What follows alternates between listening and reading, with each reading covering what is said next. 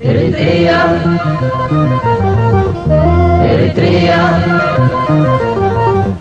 Eritrea.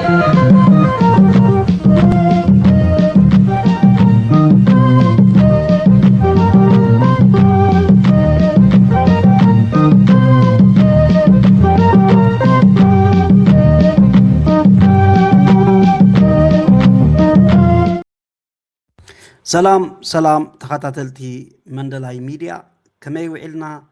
لوم خاخم تلمود أقداسي إزبولكو مدبات حيزة متسيالغو كاباهم زدلي إذا فيديو خجمروا كلهم لايك نقبرنا نجمرا سابسكرايب زي قبرنا خا سابسكرايب بمقبر نز ميديا كنا بيو يلابو معناتو زي ميديا ناي هزبي ميديا أبتقراي أمقالة متقعتي ناي درون قصيلو وعلو تمالي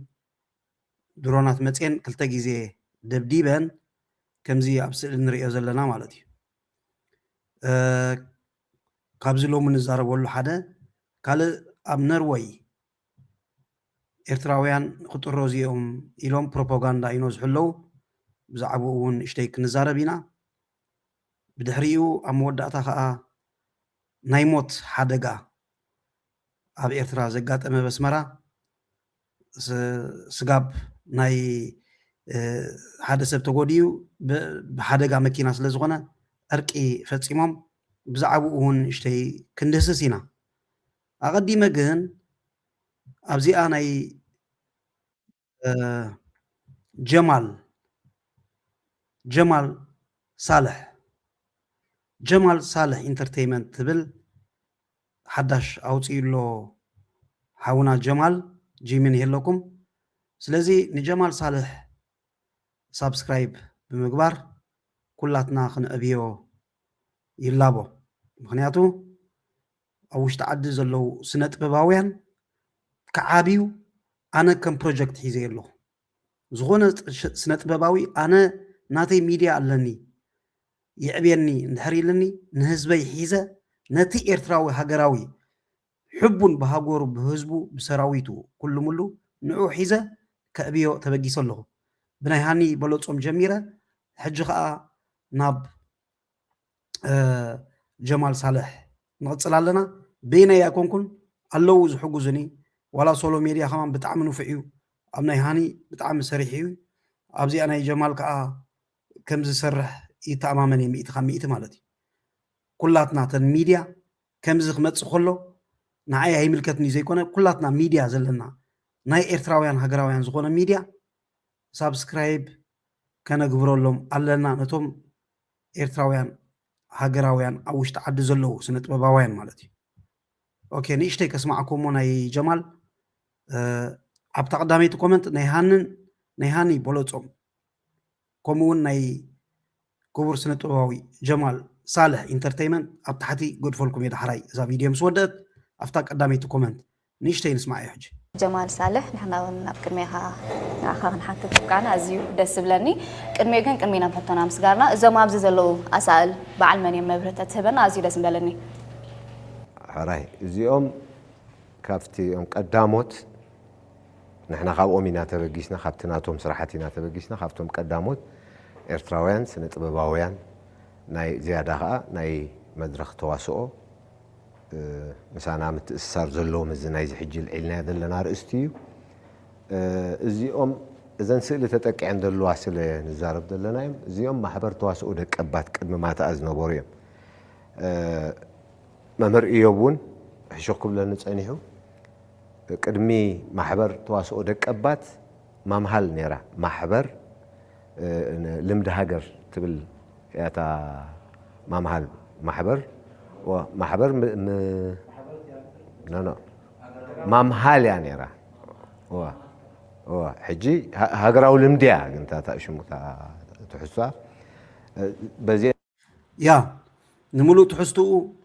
أبتي ناي جمال صالح انترتينمنت أو غيتكم كتريو تقوليهم تميديا جميرنا يلنا ناي زغونا إرتراوي كنأبخاء هزبي حيزة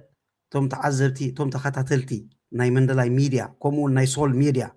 تعذبتي قللت سلازي كنا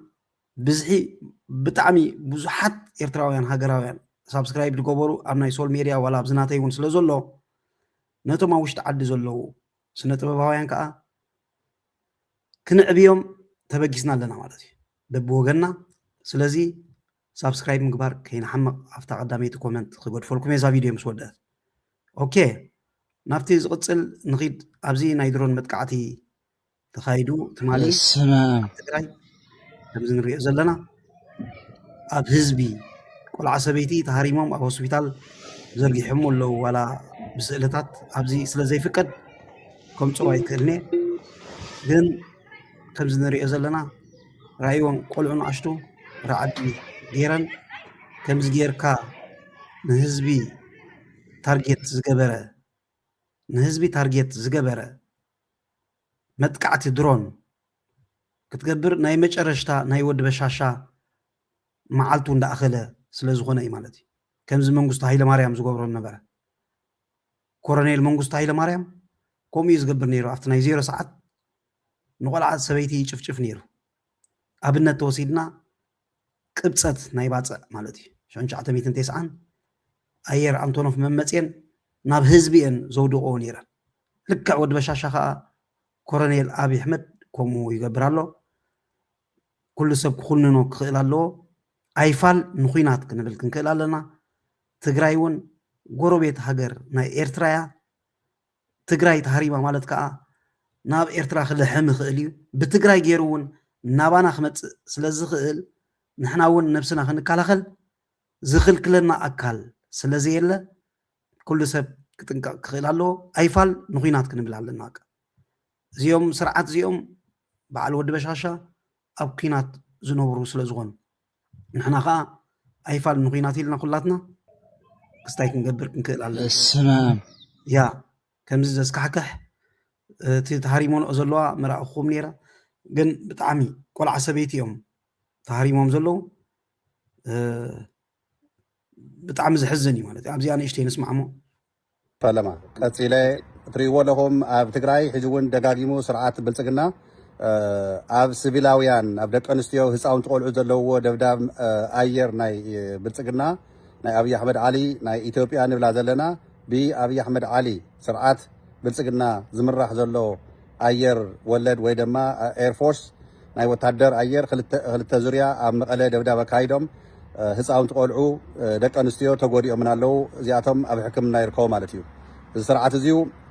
ህዝታት ትግራይ ካልኦት ናይ ኣምሓራ ህዝታት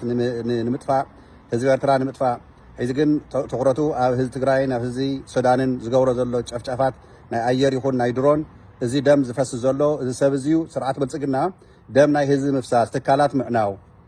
ሽበራ ምስራሕ ሰላም ከይፍጠር ኣብቲ ዘዋና እዩ ዝሰርሕ እምበር ቁም ነገር ተዝህልዎ ሰላም ሒዝውን ንሕና ህዝቢ ትግራይ መንግስቲ ትግራይ ሰራዊት ትግራይ ዓለም ምሉእ ዘሎ ትግራዋይ ሰላም ይዝብል ዘሎ ሰላም ኢና እንደሊ ነገር ግን ምስኡ ተሰለፉ ብልጽግና ዝኾኑ ተጋሩ ንሽሙ ተጋሩ ኮይኖም ተፈጢሮም ሕዚ ግን ንኸብዶም ተዓሲቦም ስርዓት ብልጽግና ጨፍጫፍ ራዕዲ ኣብ ህዝቢ ትግራይ ንኽቕፅል ዝጎስጓስ ዝገብሩ ዘለው ፅባሕ ንጎ እዚኦም ኩሎም ኣብ ደገ ይሃለዎ ውሽጢ ኢትዮጵያ ተጠየቕቲ ምዃኖም ከይተጠራጠሩ ህዝቢ ትግራይ መንግስቲ ትግራይ ሰራዊት ትግራይ ተዓዊትና ምስ ወፃና መጨረሻው እዚኣቶም ፅባሕ ንጎ ንሶምን እቶም ምሶም ተሰለፉ ማንም ዝኾነ ኣካል ኣንጻር መኸተና ህዝቢ ትግራይ ክጭፍጨፍ ያ ከምዚ ንሰምዖ ዘለና እዩ ነቶም ኣብ ትግራይ ዘለው ሴፍቲ ክኾኑ እቶም ህዝቢ ክጥንቀቑ ከም ዘለዎም ኣብ ገለ የንብብ ነይረ ኣብቲ መፅን ዝደብደባሉስ ናይ ኩናት መሳርሒ ኣብኡሎ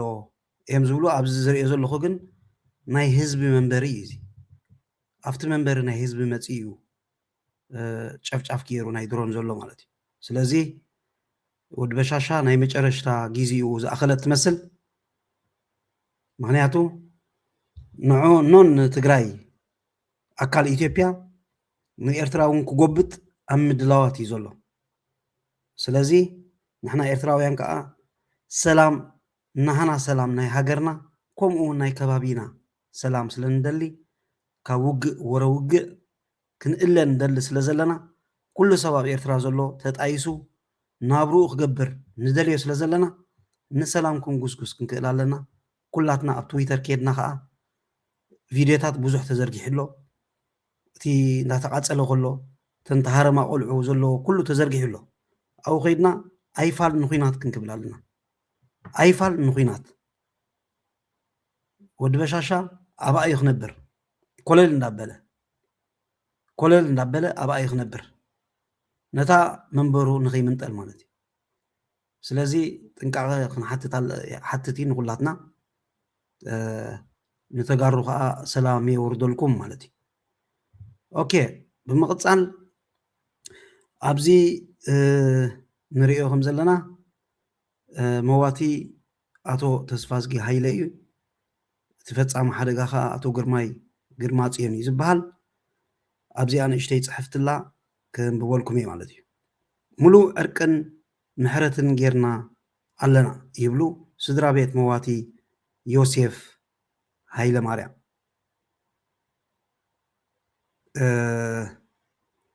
سدرا بيت مواتي يوسف هايله ماريا مزاخستاي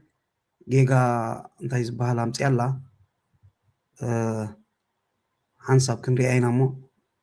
مغنياتو تسأل جيغا جيراتولا حنساب كنريا تا قيرا خلالن تسألي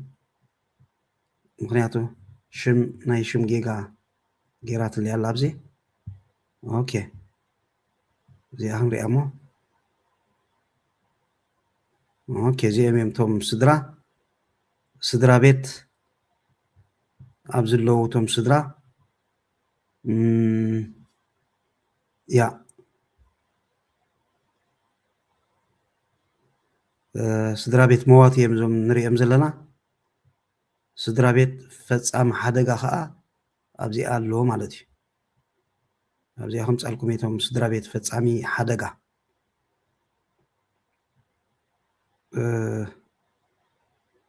سور دكيري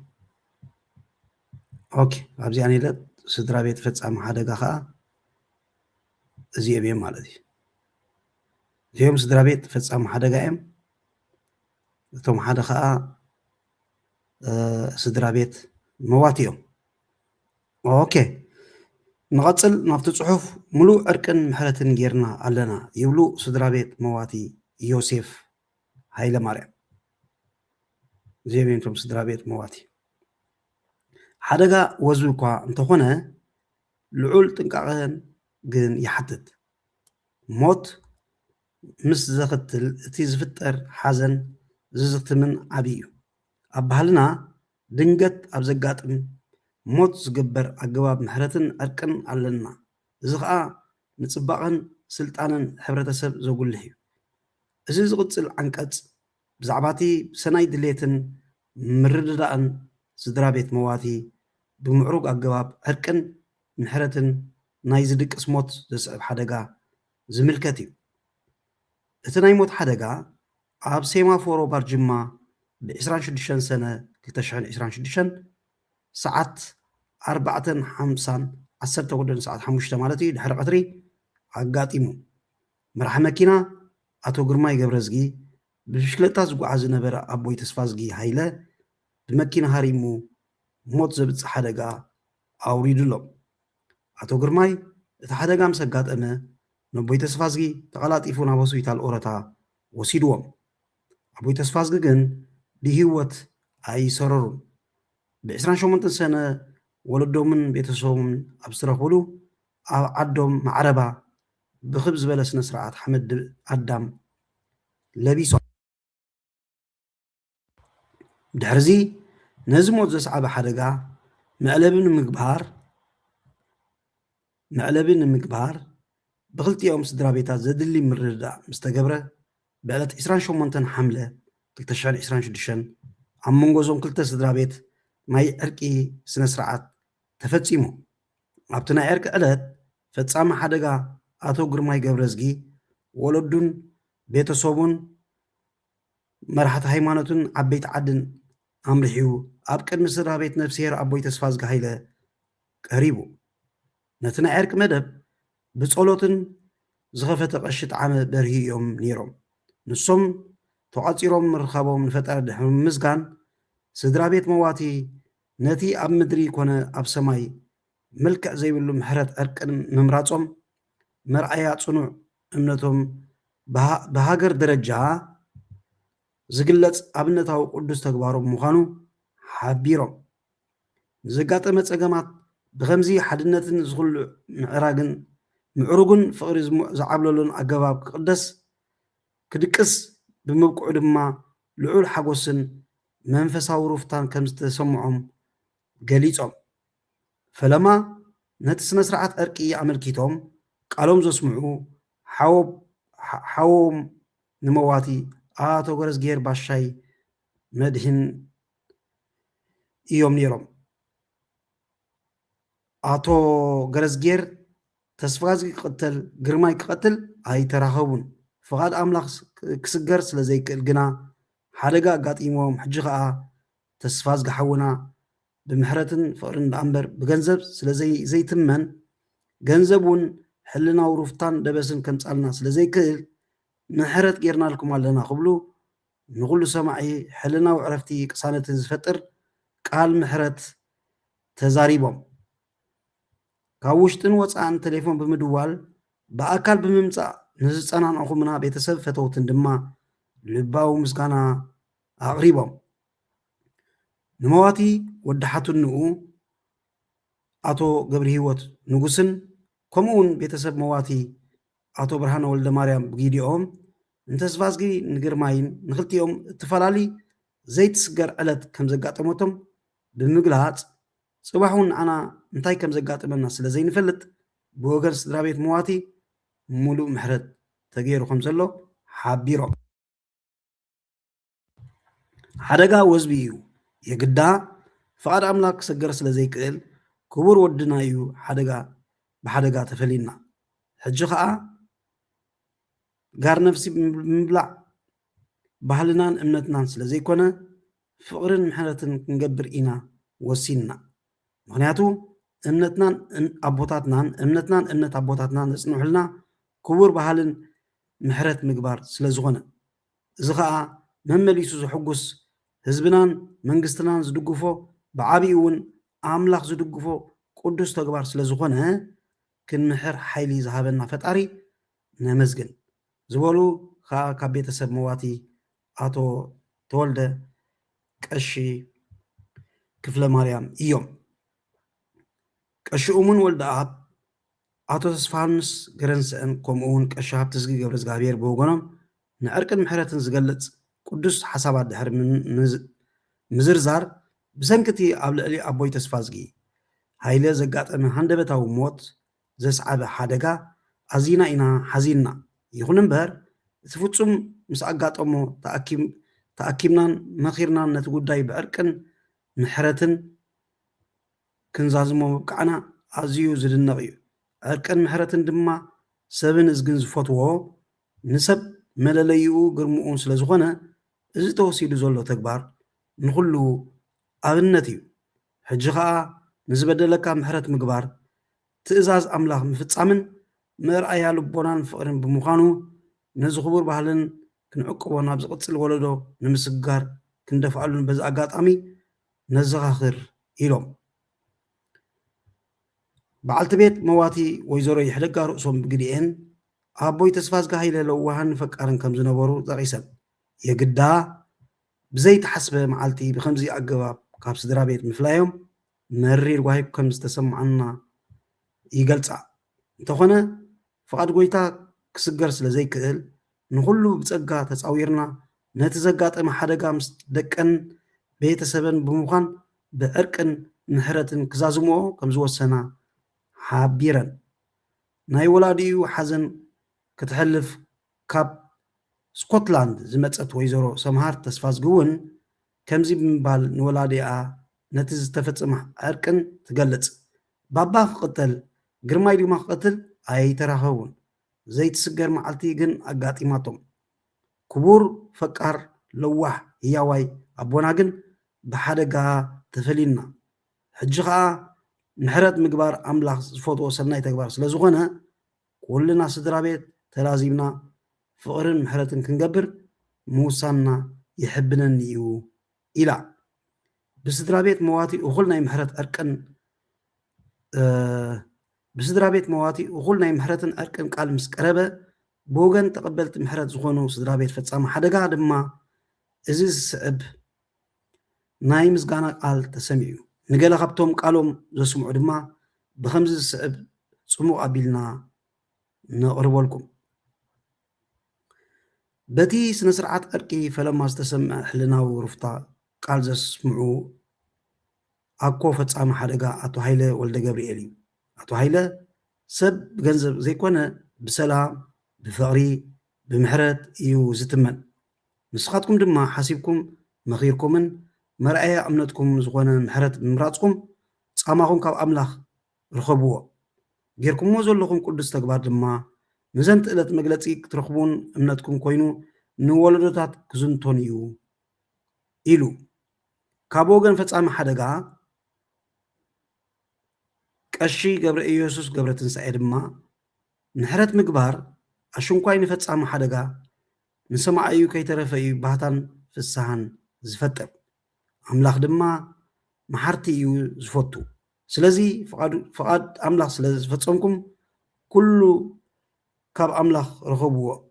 غيركم موزل لهم محرتن أركن كأ كسعب زلو تصبق أبنت سلازغونا بأخاتكم حبونات إينا كولو نقول صدرها بيت مواتي صنعت تمنيم قتلهم قش سمر خبراب قش غيران هتغابرن كحدغا وزبي اكوان تخونه بت زي تحسبه فصامي ازينا اينا وهينا ግን زي ملس كويننا املاح ግን اباهم اب حياوت فقاراتن محرت زقدمو صدرا بيت ስለዘውደቀና رفتا تسمعنا افكم كنملأ أب استمالالسنالو نت كبير حزن تصاويركم بتعم الحسن صبق قبرن يكون تقبلكمنا ناي بحقك مسجدنا نزحونت كنت تقولو فقري فقر كنتكلن مغانا نأمن كاباهم ندليو نجر يلن اتين ندليو فقرن سلامني إلكم نتقداي بعركن ملو محرت مززانكم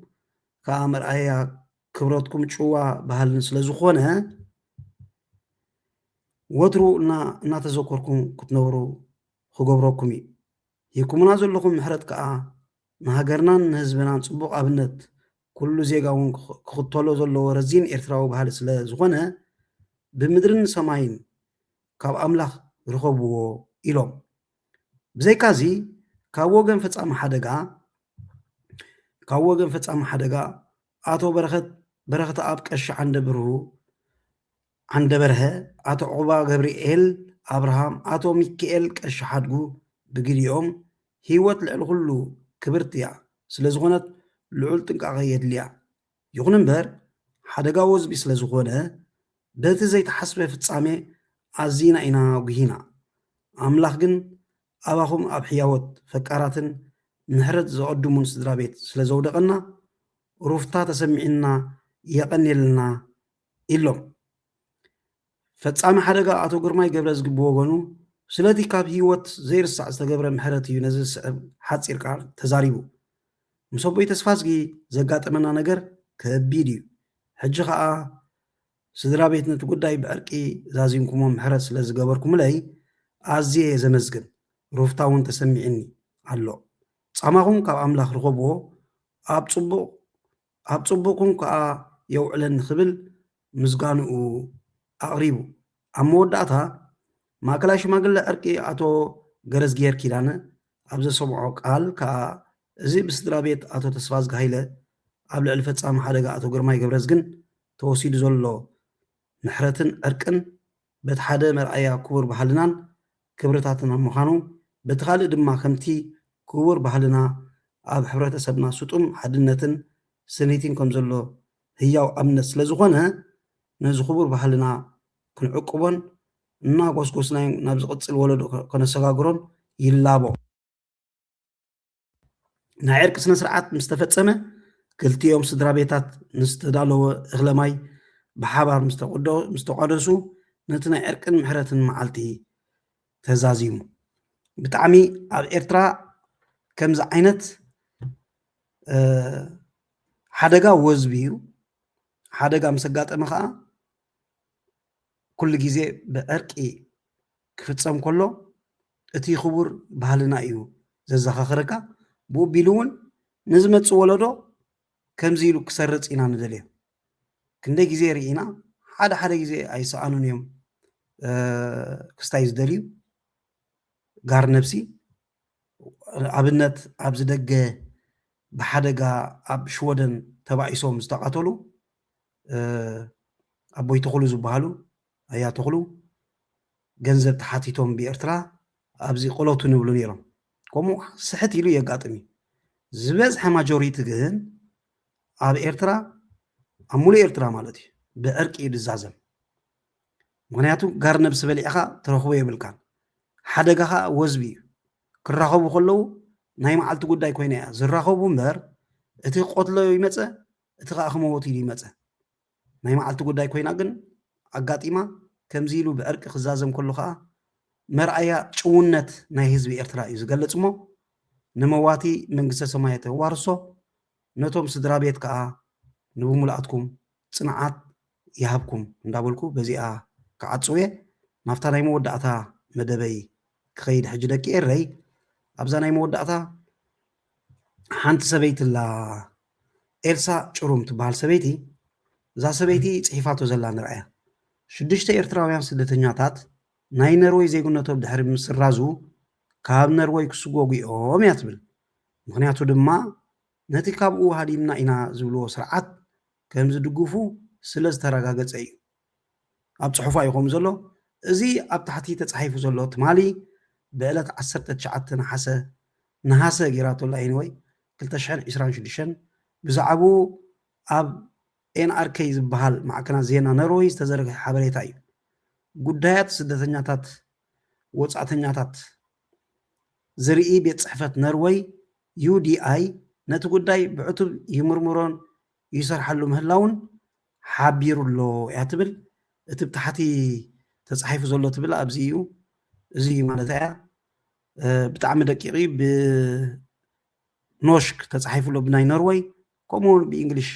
19 ኣጎስቲ ብትማሊ ማለት እዩ ተፃሓፈ እዩ ሕጂ እዚኣ ሰበይቲ ከምዚታት ክትረክብ ከላ ነዳዲ እያ ትውስኸሉ ክቡር ሓምሓም እያ ትሃርም ንሃገሩ ዝምለስ በዚ ጋጣሚ ክነግረኪ ሎቶሪ ዝበፅሓቶ እያ ሎቶሪ ዝበፅሖ እዩ ሕጂ ንኤርትራ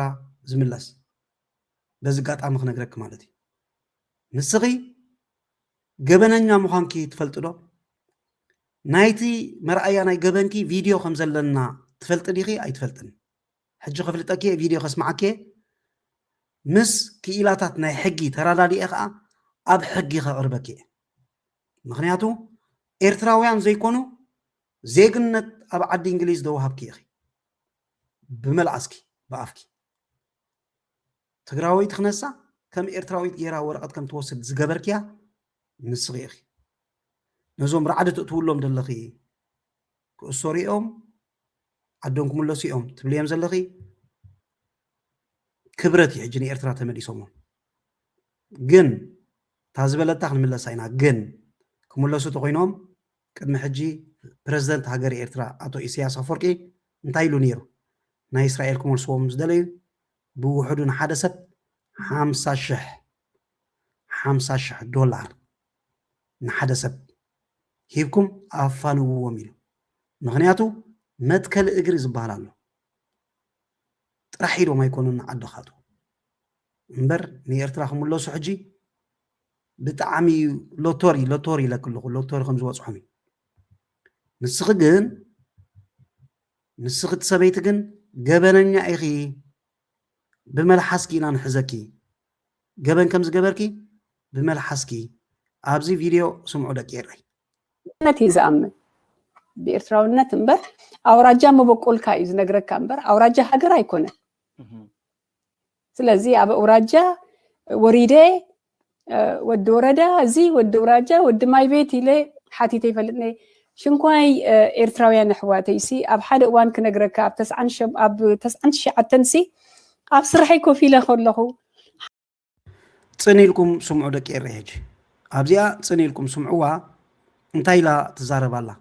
صنيلنا نسمعها إذا سبيت زي أبحق تقرب الله أنا سبب أو مسألة تطبقيتي قال إن بلد كندي عمت بشق قطعته يا أغلى حجي جيزي أبحق خنقربه حجي جيزي أب ساعتي سمعوا أبزمو نابحق خنقرب عينا كيلاتات نحق تلقم تليفوني أبزلاتكم رخوبني نزا سبيت زي زخفلنا خفيلنا نابحق خنقرب لنا بقى إناف إز إناف نزي إرتراوي رعدت تولو زلا كم زيتات الناس حافت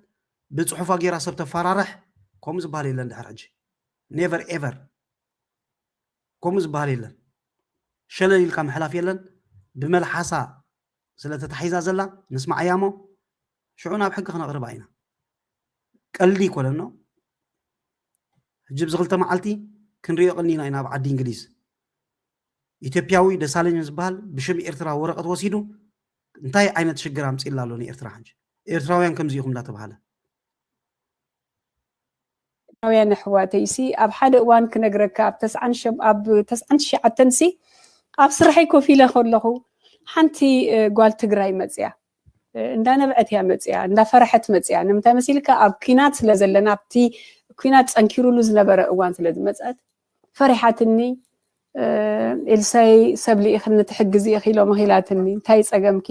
እጅቲ ናታ ኣክሰንት ናይ ትግራይ ትግርኛ ትዛረብ ጓል መቐለ እያ እጂ ቨሪ ስትሮንግ ኣክሰንት ነይርዋ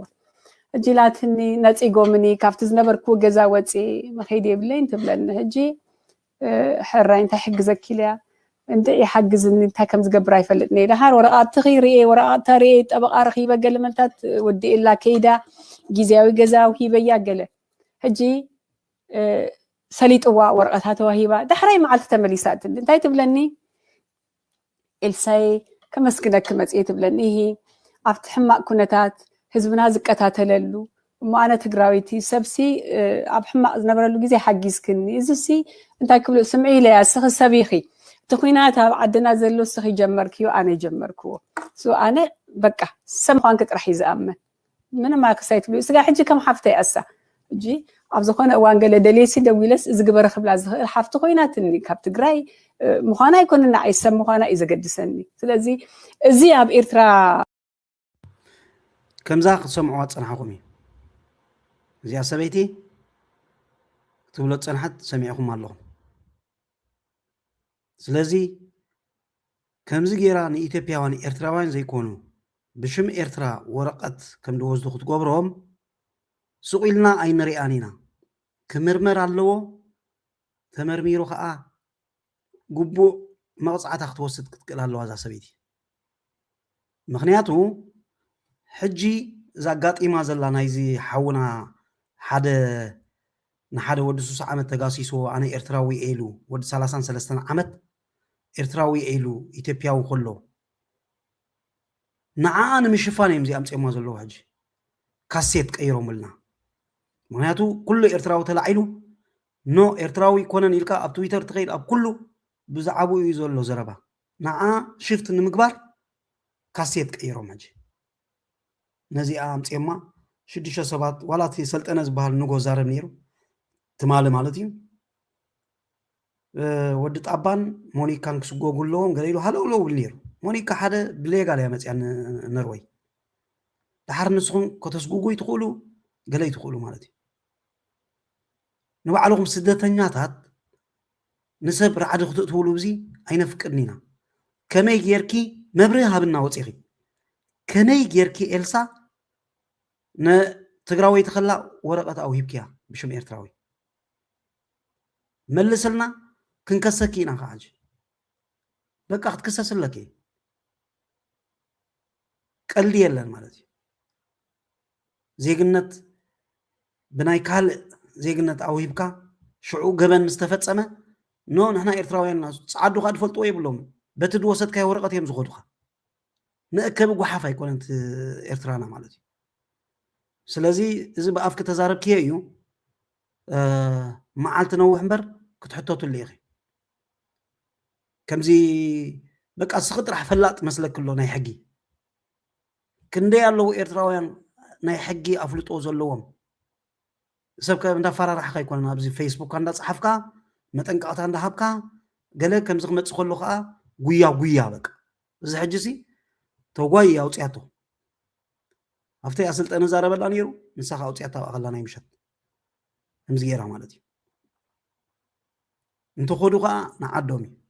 በዚ ጋጣሚ ተኸዱ ንዓዶም ሃገር ስለ ዘላቶም ናብ ሃገሮም እዮም ክምለሱ ወይሉኹም ዳ ንስኹም ነታ ኤርትራ ማዓኮርኩም ሂብኩማ ኣብ ፍቆዶ ስደተኛታት ኮንኩም ትነብሩ እምበር ንዓና ሃገር ኣላትና ንሃገርና ከዓ ውዒልና ሓዲርና ክንምለሶ ኢና ስለዚ ደቂ የረይ እዛ ሰበይቲ እዚኣ ክትክሰስ ጥራሕ እዩ ዘለዋ በታ ተዛረበታ ቪድዮ ካሴት ክቅይሩ ሕጂ ነቲ ወዲ ይመርመረለና ኩሉ ዓዲ እንግሊዝ ዘሎ ኤርትራዊ ኢሉ ዝወሰደ ይመርመር ክብል ምስ ተጀመረ ካሴት ትቅይር ኣላ ሕጂ ነዚ ኣምፂኻ 6 ክምለሱ እዮም ከም ዝባ ጓል መንገዲ እናምፃኻ ማለት እዩ እዚኣ ክንሰርሓላ ኢና እዛ ሰበይቲ ኣብ ሕጊ ትቐርበሉ ስእልካ ክስታይ ኣይኮነን ድሓር ሕጂ ከም ቀደም መስለክን ሕጂ ወስደክን ክንሰርሓሉ ኢና ኣብ ሕጊኻ ከነቕርባ ኢና ስለምንታይ ከምኡ ኢላ ተዛሪባ ስለምንታይ ትግራዊት እንዳፈለጠት ብሽም ኤርትራ ወረቐታዊ ሂባታ እዚአን እየን ሕቶናተይ ወፅያ ተመሊሳቶ መርሓባ ተዘይመሊስክዮ ከዓ ክንከሰኪ ኢና ኣብቲ ዓዲ ሕጊ ኣብኡ ኢኺ ዘለኺ ክንከሰኪ ኢና ኣብኡ መፂኺ ከዓ ክትምልስ እየ ኢኽ ማለት እዩ ይኣኽሎም እዩ ሃለውሎ እዮም ዝብሉ ዘለዉ እንተተመለሱ ከዓ ንዓዶም ንሃገሮም እዮም ዝምለሱ ከምዚ ሃገር ዘይብሎም ጌርኩም ኣይትውሰዶ ግን መንግስቲ ኤርትራ ከዓ ናቱ ኣሰራርሓ ኣለዎ ስቑኢሉ ይኮነን ዝቕበል ንሓደ ስደተኛ ቅበለቱ ኮይኑ ኣሰራርሓ ኣለዎ መንግስቲ ኤርትራ እውን ቀልዲ ከይመስለኩም መንግስቲ ኤርትራ እውን ቀሊል ሰብ ከይመስለኩም ዋላ ካብ ኣሜሪካ መዓት ዝመለስዎም ኣለዉ ስቑኢሎም ኣይመልስዎም እዮም ብድልየቶም በቃ ዓዶም ምስ ኣተዉ ከዓ ፓስፖርት ይብዎም ካብዚ ንላዕሊ ፍትሒ የለን ዓዶም ምስ ኣተዉ ፓስፖርት ኣብነት እዚ ለንቅነ ዝተሰጎገ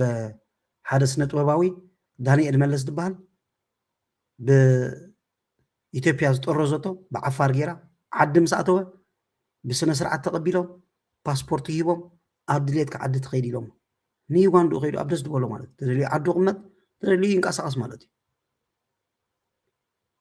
ስለዚ ደቂ የረይ ናይዛ ሰበይቲ ክንሓስበሉ ኢና ኣብቲ ናይ ምሸት መደበይ እውን ክንዘራረበሉ ኢና ምስ ህዝቢ ብድሕሪኡ እንድሕር ናይ ሕጊ ምሁራት ረኺብና ከዓ ናብ ሕጊ ከነቕርባ ኢና ያ ንሎም ኣኽለና እዩ ኣብ መወዳእታ እዛ ናይ ጀማል ሳልሕ ኢንተርቴይመንት ሳብስክራይብ ኣይንርሳዕ ደቂ የረይ ኣብታ ቀዳመይቲ ኮመንት ናይ ሃኒ በለፆም በብሽሞም ገይረ ናይ ጀማል ሳልሕ ንገብረልኩም እየ ኩላትና ሳብስክራይብ ንግበር ንሎም ዝበልክዎ እዚ ነይሩ ክሳብ ኣብ ካልእ መደብ ንራኸብ ይቐኒየለይ ብሩኽ መዓልቲ ቻው ኤሪትሪያ